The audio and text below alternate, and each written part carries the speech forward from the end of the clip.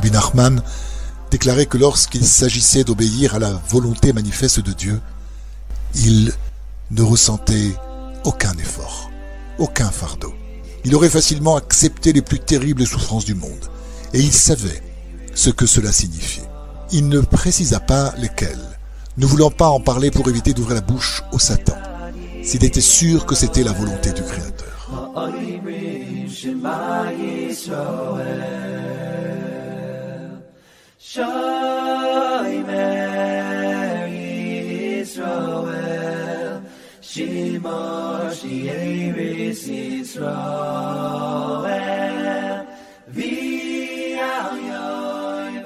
La difficulté majeure et la vraie souffrance pour lui résidait dans la conduite à tenir en l'absence d'instruction du ciel, comme au moment où Moïse ajouta un jour de sa propre initiative.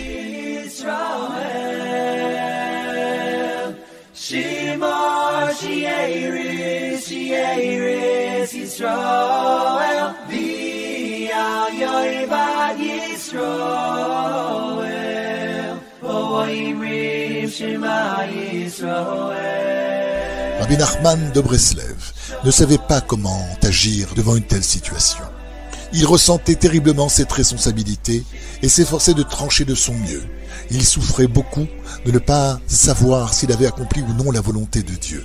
Il ajouta aussi qu'en brisant les tables de la loi, Moïse avait agi de sa propre initiative.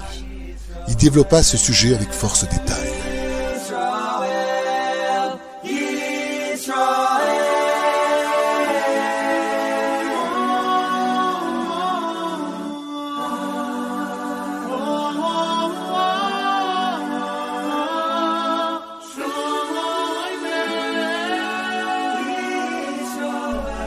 Sur le libre arbitre, Rabbi Nachman se sentait assailli de doutes et ne savait quoi faire. Il se demandait s'il lui fallait se débarrasser de sa responsabilité de chef qui ne lui avait pas procuré les satisfactions qu'il en attendait. « J'en ai déjà parlé dans le passé, dit-il. Aider les vivants exige beaucoup de temps et d'énergie, même si on essaye ici-bas d'élever un tzaddik à un haut niveau spirituel. C'est un dur labeur, plus ardu que celui d'aider des milliers et des milliers d'âmes de pécheurs déjà morts à trouver leur réparation.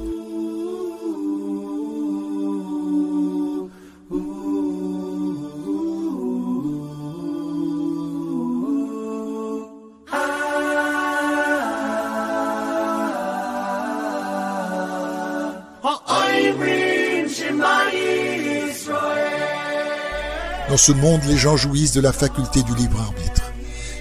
Et il est très difficile de les contrer pour les ramener sur le chemin de la vérité.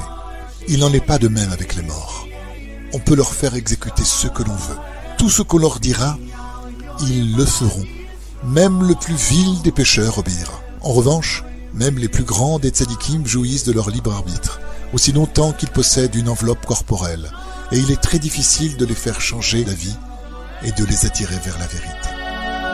Shimon, Shieris, Yisrael, B'yal Yoibad Yisrael,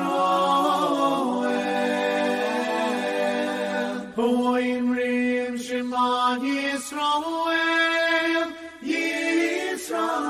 Ainsi qu'il ne cessait de le répéter, il avait sans répit œuvré à rectifier d'innombrables âmes laissées sans réparation depuis longtemps. C'était sa tâche principale. Et c'est la raison pour laquelle il se demandait s'il ne fallait pas s'y consacrer complètement et abandonner son rôle de dirigeant. Il hésitait parce qu'il avait conscience que le fait d'aider un individu jouissant de son libre arbitre à revenir vers Dieu est un acte inestimable.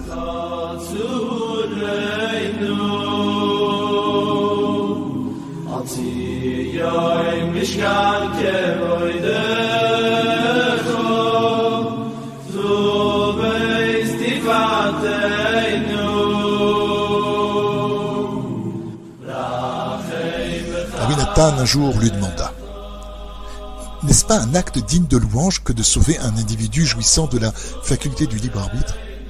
Certainement, c'est une œuvre incomparable. Cela va sans dire, mais il y a une chose que tu oublies. Le temps que cela demande. Il ne fait pas de doute qu'aider, malgré les difficultés, celui qui possède le libre arbitre à devenir meilleur est un acte extrêmement merveilleux, précieux. Mais il requiert beaucoup de temps et le succès n'est pas toujours assuré. Alors qu'on pourrait employer ce temps à sauver des centaines de milliers d'âmes de défunts.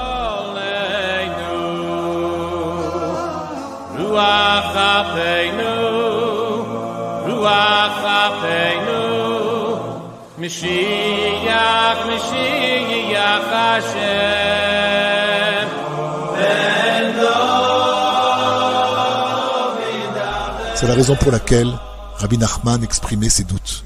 Là devait s'exercer son libre choix, en l'absence de directives claires, à l'instar de Moïse, qui avait rajouté un jour de sa propre initiative.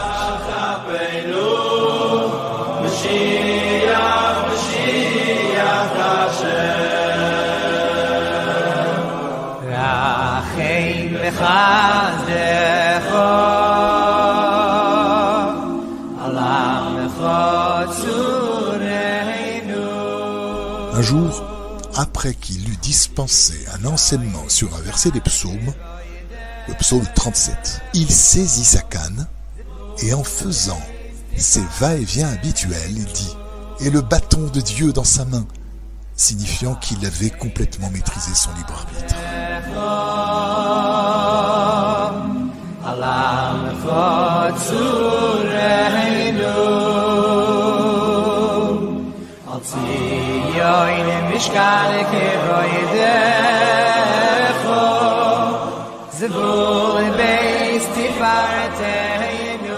D'après la taille de cette canne, avec son pommeau, il apparaît que Rabbi Nachman était de haute stature.